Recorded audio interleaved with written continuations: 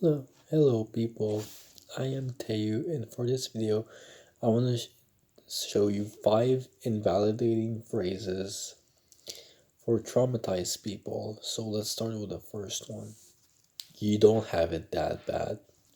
Honestly, comparing your trauma and gatekeeping your trauma goes nowhere but create conflict and arguments.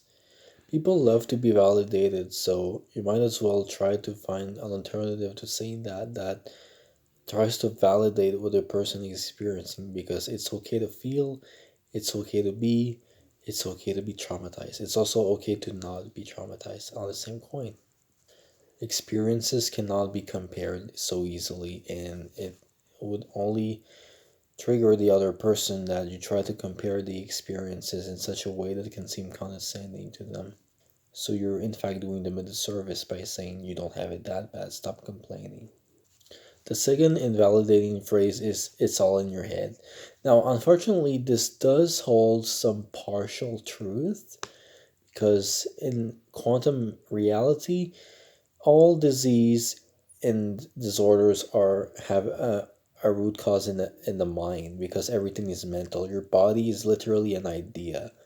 So all disease, it starts from the higher realms and then it trickles down to the lower realms, and then you get sick. It works exactly like that, I think, according to like quantum theories and all. Uh, I have no confirmation for this, but this makes sense to me, and it comes from more than in the head. It comes from the undescribable realm of things. It comes from something higher than the mind, not the soul, but something in between, maybe. And yeah, I think that saying it's all in your head only reinforces something that's already true for everyone. It doesn't make your case any more special to say it's all in your head, because it's all in our heads. It's true. Everything is in our heads. Everything is a projection of ourselves in our minds. Okay, I'm not saying that if another person is evil, it means you're evil, but like,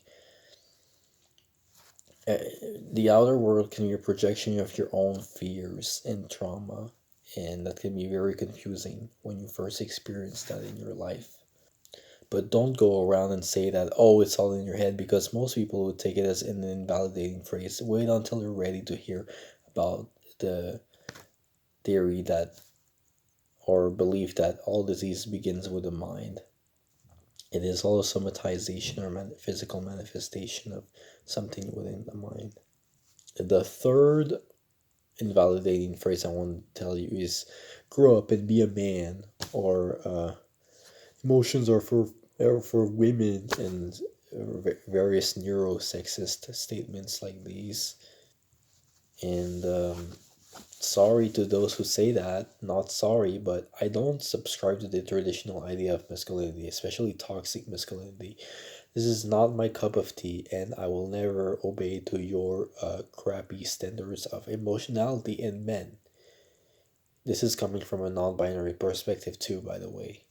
The fourth invalidating phrase is "you're overreacting," or "oh, you're too sensitive."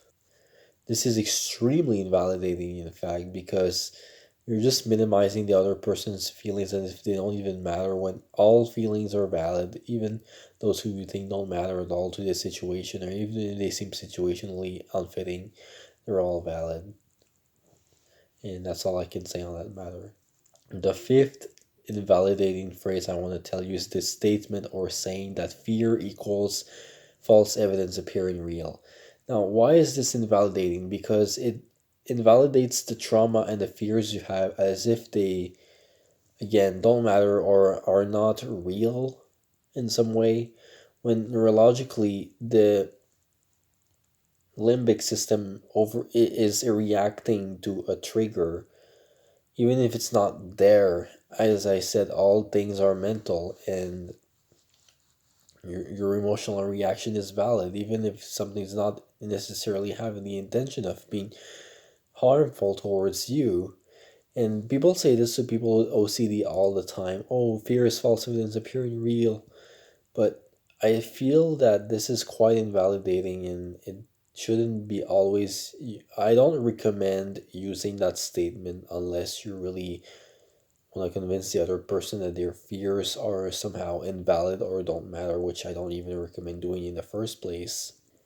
So yeah, there are alternatives you can say to this, such as valid, just saying that their feelings or fears are valid, and then asking them in the first place if they want advice, because we don't want unsolicited advice. Um, so there are a number of ways that you can be more trauma informed. Just ask what is is more validating to say, but you can always ask if you want to put your own advice or 2 cents into it. So yeah, I can't really give you examples right now of validating phrases because I can't think of any, but there are plenty of groups online which can help you with that. So yeah, thank you for watching and have a nice day.